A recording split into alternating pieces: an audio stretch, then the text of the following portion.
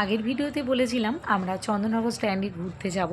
তো আমরা কিন্তু কাল চলে গেছিলাম চন্দননগর স্ট্যান্ডে ঘুরতে, আর আমাদের খুবই মজা হয়েছিল। তো আমরা ওই 1টার সময় বেরিয়েছিলাম, বাড়ি থেকে টোটো নিয়েছিলাম, টোটোতে করে আমরা চলে গেছিলাম চন্দননগর স্ট্যান্ডে। আর চন্দননগর স্ট্যান্ডটা তো পুরো জমজমার লাগছিল, দেখতেই পাচ্ছেন কতটা ভিড় হয়েছে।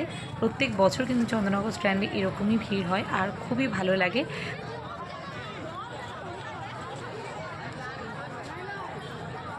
তো তারপর আমরা হাঁটতে হাঁটতে গেলাম একটু ফুচকা খেতে। তো এখানে ফুচকাটা খেতে খুবই ভালো লাগছিল, কারণ প্রত্যেক বছর আমরা এখানে এসেই ফুচকাটা খাই। এখানকার ফুচকাটা খেতে খুবই ভালো লাগে। ফুচকা খেয়ে তারপর আমরা হাঁটতে হাঁটতে একটু জলস্থির দিকে যাচ্ছিলাম। আমরা এখন জলস্থিতে যাচ্ছি খেতে, লাঞ্চ করতে, তাই তো? কী খাবে গিয়ে দেখছি। কিন্তু জলস্থিতে গিয়ে দেখেছিলাম যে প্রচুর ভিড়, মানে 1 ঘন্টা প্রায় দাঁড়াতে হতো। সেই জন্য আমরা জলস্থিতে না গিয়ে এসএনজি কানেকশান যে রেস্টুরেন্টটা আছে ওখানে আমরা গেছিলাম। আর আমি ওখানে প্রথমবার গেলাম। সত্যি রেস্টুরেন্টটা কিন্তু খুবই ভালো ছিল, মানে খাবারের কোয়ালিটি বা ভেতরের যে পরিবেশটা সব কিছুই কিন্তু খুবই সুন্দর ছিল। তো আমরা প্রথমেই স্টার্টারে অর্ডার করেছিলাম ফিশ ফিঙ্গার, যেটা খেতে কিন্তু খুবই ভালো ছিল। আর যেভাবে এটাকে সার্ভ করা হয়েছিল সেটা কিন্তু আমার সব থেকে বেশি ভালো লেগেছিল। এরকম ছোট্ট একটা কুলোর মধ্যে এইভাবে ফিশ ফিঙ্গারগুলো এখানে সার্ভ করা হয়েছিল, আর তার সঙ্গে দিয়েছিল স্যালাড। আর এটার দাম ছিল 275। দাম অনুযায়ী কিন্তু এখানে খাবারের কোয়ালিটি একদম দারুণ ছিল।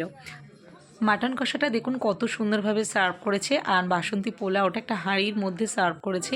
রঙটা তো খুবই সুন্দর এসেছে, একদম বাসন্তী যে কালারটা সেটা কিন্তু পোলাওতে একদম এসেছে। আর মাটন কষাটা দেখে তো খুবই লোভ লাগছিল। আর সত্যি কথা, পোলাওটা কিন্তু দারুণ ছিল, মাটন কষাটাও কিন্তু দারুণ ছিল খেতে।